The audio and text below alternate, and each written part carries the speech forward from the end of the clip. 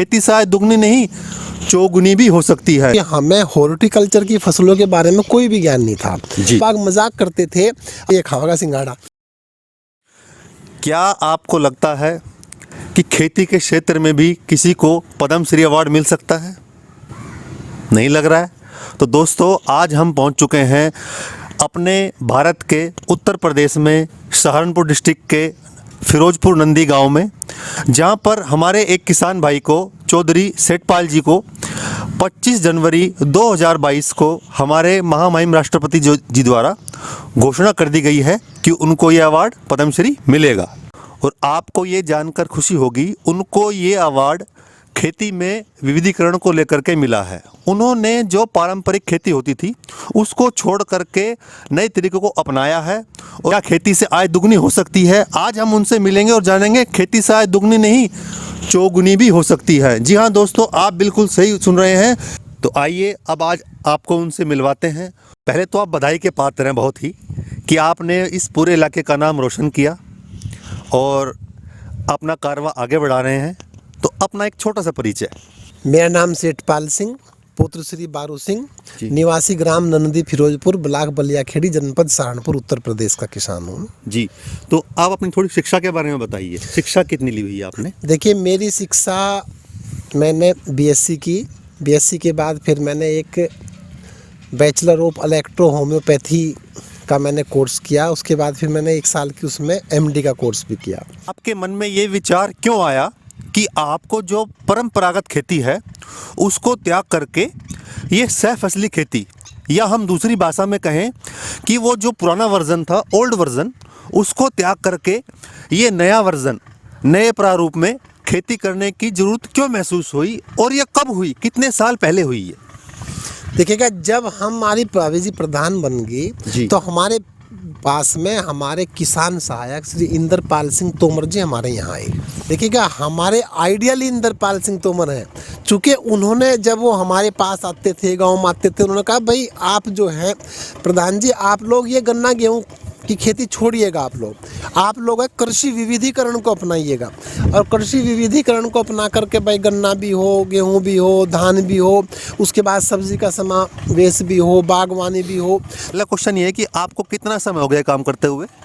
देखिए, मुझे लगभग 27 साल मुझे इस काम को करते हुए हो गए। तो 27 साल में जब आपने पहले साल ये स्टार्ट किया होगा तो स्वाभाविक है, मतलब लोगों ने प्रोत्साहित तो नहीं किया होगा, लोगों ने शायद मजाक भी उड़ाया होगा। थोड़ा सा बताइए उस बारे में। सबसे पहले जब हम लोगों ने फ्रेंच बीन की खेती की तो उसमें गांव के बराबर में खेत था। सब लोग जब हम उसमें निराई गुड़ाई करते थे तो हमारे सब लोग, अरे प्रधान जी आप ये काम करें, तो मतलब एक तरीके से मजाक भी बनाई उसमें। जी। और लोगों ने हतोत्साहित भी करने का बहुत प्रयास किया, लेकिन उसके हमने उनकी बात को हमने नज़रअंदाज करते चले गए और हम अपने कृषि विविधीकरण को आगे बढ़ाते चले गए। सबसे बड़ा पॉइंट रहा आपका कि आपने उन लोगों की बात को अनदेखा कर दिया कि जो कहते हैं कहते रहें, हम अपने फैसले पर अडिग है, एक दिन कामयाब जरूर होंगे। तो चुनौतियाँ क्या क्या आई आपके सामने, और उनसे आपने कैसे निपटना स्टार्ट किया धीरे धीरे? पहले तो चूंकि हमें हॉर्टिकल्चर की फसलों के बारे में कोई भी ज्ञान नहीं था जी, और हमारे जो पिताजी थे वो बेचारे सब अनपढ़ लोग थे, तो उन तो अपनी परंपरागत खेती करना चाहते थे जी। सबसे पहले तो परिवार में भी विरोध हुआ। इंद्रपाल सिंह जी ने हमें ब्लॉक स्तर पर, पंचायत स्तर पर, तहसील स्तर पर या जिला स्तर पर जो किसान मेले, किसान गोष्ठियाँ, उसमें उन्होंने हमें आमंत्रण शुरू कर दिया, आमंत्रण दिया, हम वहाँ लोग गए। इसके पीछे सबसे बड़ा जो टेक्निकल सपोर्ट रहा हमारे कृषि विज्ञान केंद्र का रहा। मैं सरकारी तंत्र का धन्यवाद देना चाहता हूँ।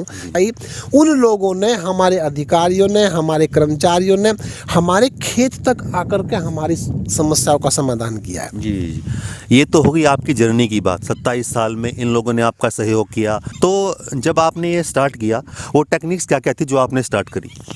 देखिए, सबसे पहले जब हम लोग इस तरफ घुस गए, हमने सब्जी की खेती को हमने अपनाया।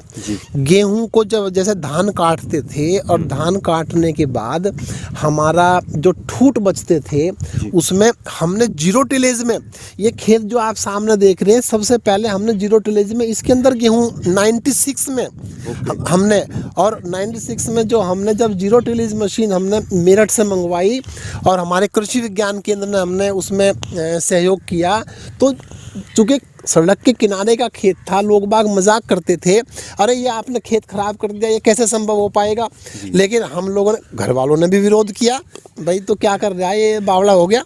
उसके बाद जब उसमें जर्मिनेशन हुआ, जर्मिनेशन होने के बाद पहला पानी लगाया, यूरिया की टॉप ड्रेसिंग की, और उसके बाद जब गेहूँ निखर करके आया है उस टाइम मेरे ख्याल 343 प्रजाति गेहूं की हमारी आई थी, और वो लगभग 4 से 4.5 क्विंटल के बिघे जीरो टिलेज में। इसमें चूँकि उसके पीछे का जो कारण था, जितने हमारे धान के ठूठ थे वो सारे कंपोस्ट हो गए, उसकी फर्टिलिटी बढ़ गई फसल अवशेष प्रबंधन में जो है, और उसकी जो गुणवत्ता इतनी अच्छी थी, तो फिर जीरो टिलेज में आज तक भी हम उस टेक्नोलॉजी को अपना रहे हैं। यानी कि आपने जो सरकार का मिशन था अपने आप को उसके साथ मैच कर लिया। लगभग आपको 27 साल हो गए हैं ये काम करते हुए। आपको कौन कौन सी फसलें आपने उगाई जो नॉर्मल किसान नहीं उगाते हैं, और कौन कौन सी टेक्निक थी जो आप लोगों को बताना चाहेंगे? देखिए, हमने सबसे पहले जैसे हमने फ्रेंच बीन स्टार्ट की थी जी। उसके बाद हमने लौकी लगाई, हमने मचान के ऊपर करेला लगाया हमने तो ये जो बराबर में पीछे जो खेत देख रहे हैं, ये प्रसाद का पानी अभी इसमें भरा हुआ है, इस खेत में हमने सबसे पहले सिंघाड़ा लगाया नॉर्मल खेत में, जो एक बहुत चैलेंज था, और सब लोग, घर वाले भी और लोग भी बोला देख भाई ये खाएगा सिंघाड़ा। लेकिन जब मेरे खेत का सिंघाड़ा चला, उसकी गुणवत्ता, उसकी क्वांटिटी और उसका टेस्ट, और उसके चूँकि एक खेत का सिंघाड़ा है, रोज़ पानी आता है इसमें, मात्र 1 फीट पानी में सिंघाड़ा होता है, तो इतनी आमदनी जून से लेकर के और दिसंबर तक मैं समझता हूँ हॉर्टिकल्चर की कोई भी इतनी अच्छी आमदनी नहीं देती। और उसके बाद तो फिर हम जैसे मंडी में हमारा सिंघाड़ा जाता है, लोग यहाँ से ले जाते हैं, हमें मंडी में लोग बाग सिंघाड़े वालों के नाम से जानना शुरू कर दिया हमने। यानी कि मैं इसमें एक बात और जोड़ दूं, जो हमारी धारणा थी कि सिंघाड़ा तो सिर्फ जोहड़ के अंदर या कीचड़ में ही उगता है, गंदे पानी में उगता है, वो धारणा भी कहीं ना कहीं लोग यहाँ पर बदली होगी जब आपने एक अच्छे खेत में सिंघाड़ा उगाना स्टार्ट किया। तो देखिए वो धारणा बदली है, और इस बात से प्रेरणा लेकर के समाचार पत्रों में कई बार आया, भाई खेत में सिंघाड़ा, लोग तो तालाब में करते लेकिन खेत में सिंघाड़ा कर दिया। उसके बाद पूरे देश में हमारे बहुत से मित्र ऐसे हैं जो टेलीफोन आते हैं, उनके टेलीफोन पे उन्होंने सिंघाड़े की खेती शुरू कर दी। और कमाल की बात तो ये है, इसमें जो सबसे बड़ा जो अचीवमेंट हमें मिला है, इसमें कोई कीटनाशी इस्तेमाल नहीं होता सिंघाड़े के अंदर। अगर एक छोटी सी पत्ते के ऊपर यदि सुंडी लगती है तो उसमें केवल हम नीम ऑयल का ही इस्तेमाल करते हैं, वो उसी से वो भाग जाती है।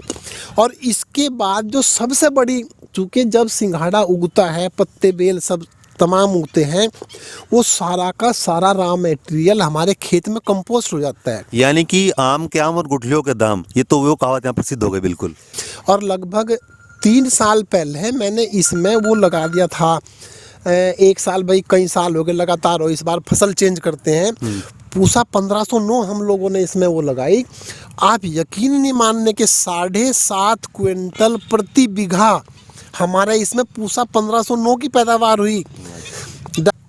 वर्षों का जो जीवांश कार्बन हमारे खेत में है, इसकी फर्टिलिटी इतनी बढ़ गई, पीएच इसका लगभग 7 सवा 7 के करीब है, और फर्टिलिटी इसमें कार्बन पदार्थ की मात्रा 0.1 के आसपास पहुंच गई, युक्त होगा। अच्छा, इसमें एक और मेरा सिंपल सा सवाल आता है। लोग बाग बोलते हैं चलो ठीक है जी, हम भी सिंघाड़ा उगा लेंगे, वो उग भी जाएगा, इतनी बड़ी मात्रा में शायद ना भी हो पाए, थोड़ा कम भी चल जाएगा उससे।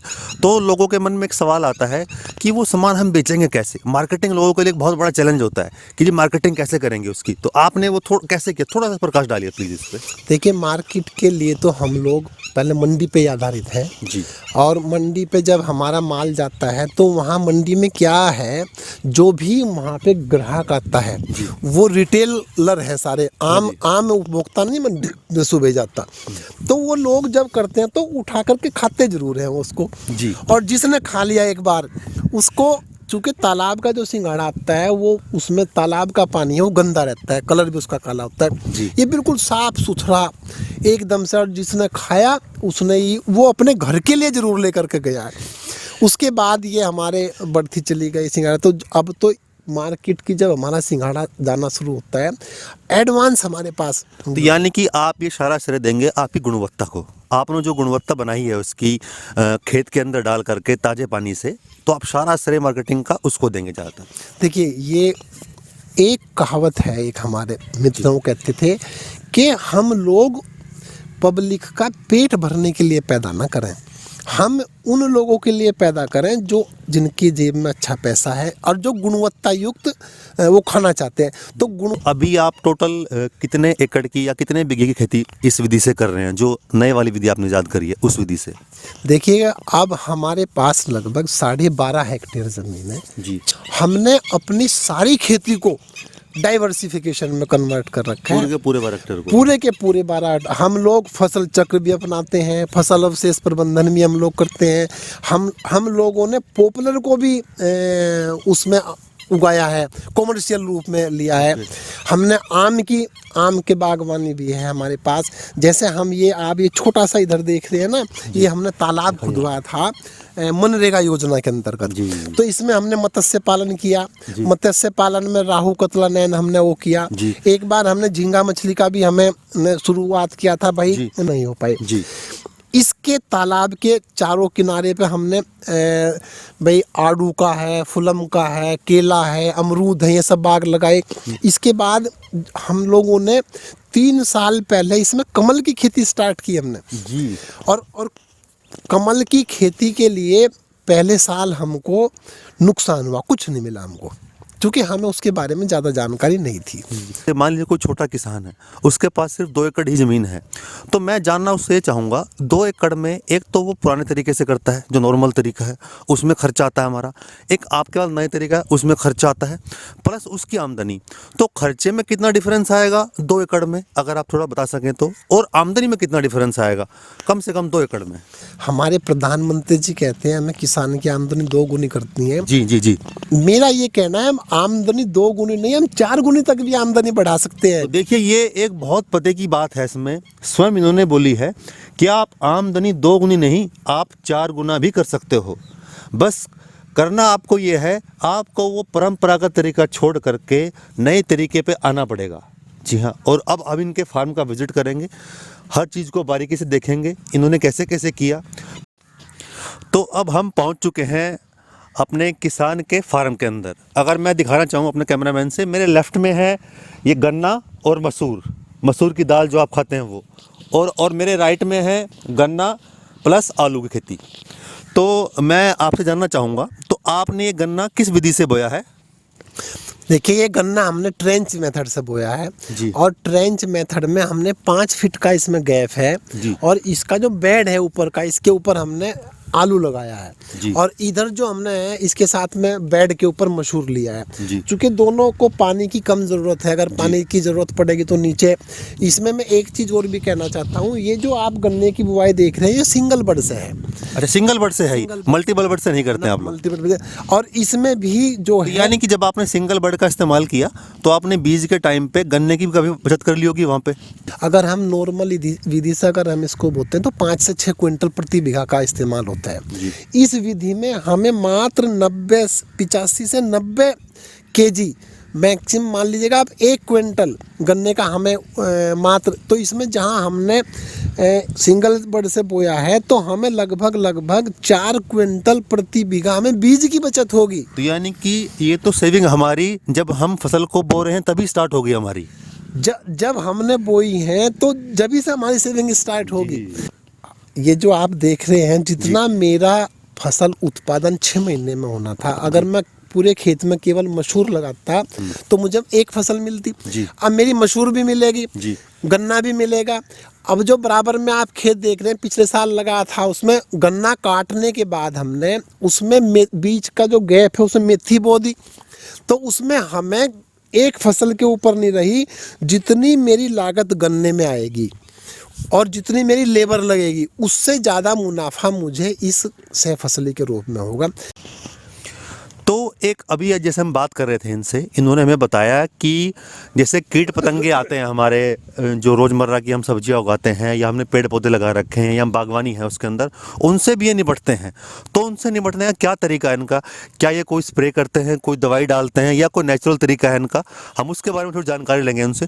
तो जी हमें थोड़ा ये बताइए, जैसे आपने बातचीत में बताया था कि आप उनसे भी निजात पा लेते हैं, तो क्या तरीका है वो?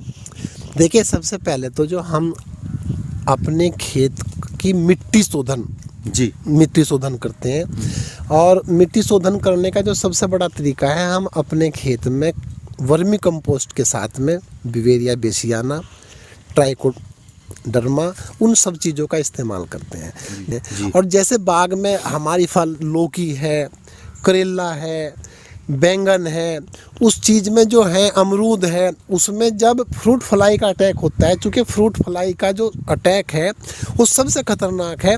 कोई भी अगर दवाई का इंसेक्ट काम इस्तेमाल करते हैं तो वो उड़ जाती है। उड़ने के बाद फिर बैठ कर को वो क्या करता है, उसके पेट में डंक है, वो बैठेगी, डंक अंदर घुसाएगी, अंडे दे देती है। जब हमारा फल मैच्योरिटी की तरफ आता है तो उस टाइम वो उसमें कीड़ा बन जाता है। तो ये जो देख रहे हैं आप लोग, ये फेरोमोन ट्रैप है, और ये हमने बाज़ार से ख़रीदी हुई है, और ये हम लोग इसको घर में बना लेते हैं, डब्बे को काट करके बना लिया इसको जी। ये तमाम तरह के, इसमें हम मिथाइल यूजिनोल का जो हमारा वो है उसको हम वो करते हैं। ये मार्केट में रेडीमेड भी आती है, ये मैं दिखाऊं, ये मिथाइल यूजिनोल का ल्यूर है।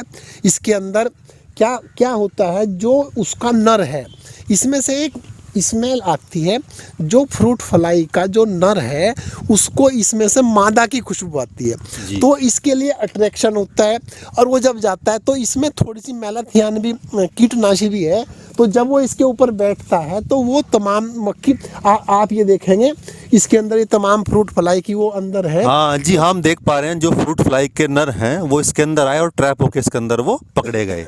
तो यानी कहीं ना कहीं हमने उनसे बिल्कुल नेचुरल तरीके से निजात पा ली है। हमारा जो फ्रूट था हमने उसके ऊपर कहीं भी स्प्रे नहीं किया। हाँ जी, तो जब हमारे चूँकि सबसे ज़्यादा दिक्कत इसी के ऊपर है, और इसका हमने जब ये नर और मादा का मिलन ही नहीं हो पाता हमारे खेतों में निश्चित रूप से। तो दूसरा मैं जानना चाहूँगा अपने किसान भाइयों के लिए जो बागवानी करते हैं, क्या ये इस तरह का सिस्टम बाजार में रेडीमेड भी मिलता है? क्योंकि हो सकता है कुछ नए नए किसान हो, बेचारे इसको पूरी तरह से नहीं बना पाए, तो क्या वो बाजार में मिलता है? और मिलता है तो मतलब वो किस तरह उन्हें बोलना पड़ेगा कि हमें क्या चाहिए और क्या, थोड़ा बताइए उस पर। देखिए, को इसके बारे में पता चला है, हम भी अवेलेबल कराते हैं। कई यहाँ दुकानें ऐसी हैं जिसपे हमने मंगवा रखे, कोई पूछता भाई वहाँ से मिलेगा, तो ये मार्केट में उपलब्ध है। ये इसको अगर हम घर में बनाना चाहते हैं तो इसमें 4, 2 और 1 की रेशो में मिथाइल यूजिनोल, एल्कोहल और एक कीटनाशी, उसको मिला करके 4, 2, 1 की रेशो में हम उसको भी अपने आप बना सकते हैं। तो ये आप सुन लीजिए, इन्होंने बड़े अच्छा तरीका बताया है, 3 चीज़ों के नाम बताए हैं और रेशो भी बताई है, आप उसको सिंपल घर पर भी बना सकते हैं। तो किसान वीरों, हम पहुंच चुके हैं इस समय अपने किसान मित्र के मूली के खेत में। तो आप देख पा रहे हैं पूरी इन्होंने ये पूरी मूली लगा रखी है, और आइए इनसे ही जानते हैं कि क्या इन्होंने इसके अंदर कोई स्प्रे किया है, कैसे इन्होंने इसको उगाया है, कितनी ये पैदावार ले पाते हैं इसमें से, कैसे कैसे पूरा करते हैं। जी बताइए थोड़ा सा विस्तार। देखिएगा, इसमें मैं आपको जो मूली का खेत दिखाई दे रहा है, इसके बारे में मैं 1 साल का रूटीन पूरा बता दूं। जी जी जी। पिछले साल जनवरी माह में हमने लो टनल में इसमें खीरा लगाया था।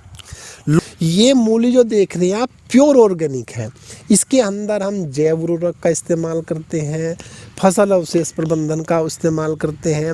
इसके अंदर हम ट्राइकोडर्मा, बिवेरिया बेसियाना, सुडोमोनास, सब चीज़ों का हम इस्तेमाल करते हैं। वैसे भी मूली में बहुत इंसेक्टिसाइड की ज़रूरत नहीं होती। हम लोगों ने अगस्त के आखिरी महीने में 1 एकड़ मूली हमने लगाई थी जी। और वो हमारी सितंबर लास्ट तक हमारी मूली चल गई, और वो 35 रुपये पर केजी के हिसाब से हमारी स्टार्ट हुई थी, और जो लास्ट है हमारी 15-16 रुपये किलो तक बिकी है।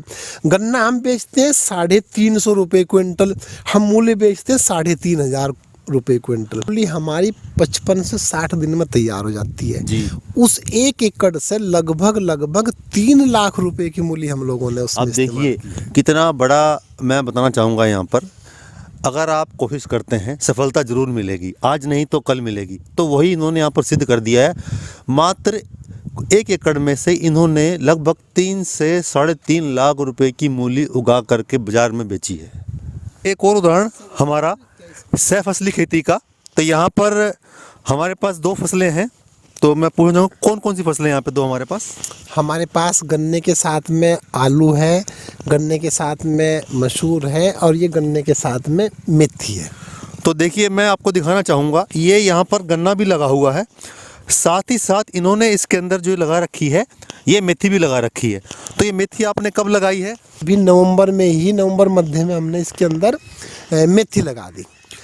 तो जब तक हमारा इसमें रैटून की फसल मूलेगी, बड़ी होगी, उसके साथ साथ हमको इसमें एक मेथी की एक्स्ट्रा फसल मिल जाएगी। यानी कि आपने नवंबर में लगाई थी और आज हम जो खड़े हैं वो जनवरी का एंडिंग हो रहा है और फरवरी का आगमन हो रहा है।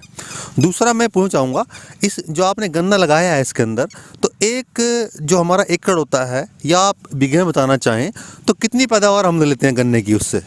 देखिए इस गन्ने में सितंबर में लगाने के बाद और नवंबर में हमने ये काट दिया गन्ना, इसमें लगभग हमको 116 क्विंटल प्रति बीघा, लगभग 700 क्विंटल प्रति एकड़ का हमारा 700 क्विंटल प्रति एकड़ का आपका इसमें अचीवमेंट रहा। जी हाँ, 700 क्विंटल प्रति एकड़ के। तो किसान वीरों, मेरे दोस्तों, अब हम पहुंच चुके हैं अपने किसान भाई के उद्यान की तरफ। ये इनका बाग है। इन्होंने इसके अंदर बड़ी मात्रा में पूरे में ही आम के पेड़ लगाए हुए हैं। साथ ही साथ अगर मैं आपको थोड़ा दिखाना चाहूँ, यहीं पर ये अपना जो भी हमारा खाद है उसको बनाते हैं, वर्मी कंपोस्ट में उसको कन्वर्ट करते हैं। तो मैं इनसे जानकारी लेना चाहूँगा किस तरह ये पूरी प्रक्रिया को अंजाम देते हैं इसके अंदर। तो सबसे पहले आप मुझे बताइए, ये कितने एकड़ का एरिया है जहाँ पर ये पूरा बाग लगा हुआ है? देखिए, ये जो बाग है हमारा, ये बाग 2 हेक्टेयर का है हमारा। जी देखो, अभी हमने निकाल दिए थे, मैं आपको दिखाता हूँ थोड़ा सा। जी जी जी। ये हमारा वर्मी कंपोस्ट है और इस वर्मी कंपोस्ट में हमने इसका ऊपर का खाद हमने अलग कर लिया और ये जो है ना, ये हमने सारे केंचुए हमारे पास हैं। ये अब हम, चूँकि बरसात का मौसम हो गया, हमारे पास कच्चा गोबर से हमने कलेक्ट कर रखा है और उसको जैसे भी हम इसमें डालेंगे तो इसमें से सारे ये तमाम हमारे जो केंचुए हैं, ये इसका अंडा है। इस अंडे में से हमारे 2 से 3 केंचुए हमारे निकलते हैं।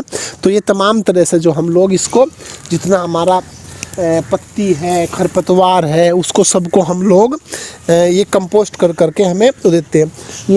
तो देखिए, आपसे वार्तालाप करके बड़ा ही अच्छा लगा और हमें भी कहीं ना कहीं ये गौरवान्वित महसूस हो रहा है कि एक अच्छे आदमी को अवार्ड मिला है, अच्छे आदमी को सम्मानित किया गया है।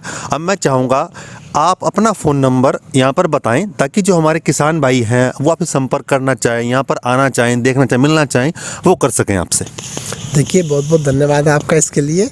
मेरा जो टेलीफोन नंबर है 90 129 11 278, ये मेरा टेलीफोन नंबर है। मेरा गांव नंदी फिरोजपुर, मैंने पहले बताया था, जनपद सहारनपुर, उत्तर प्रदेश में है। और आप लोगों का, मेरे किसान भाइयों का जो भी टेलीफोन से संपर्क करना चाहे, उनका पूरा धन्यवाद। हम प्रयास करेंगे उन सबको जितना हमसे जो जान पड़ता है उनको उनमें बताने के लिए। कोई दिक्कत की बात नहीं। जी, बहुत बहुत धन्यवाद आपका।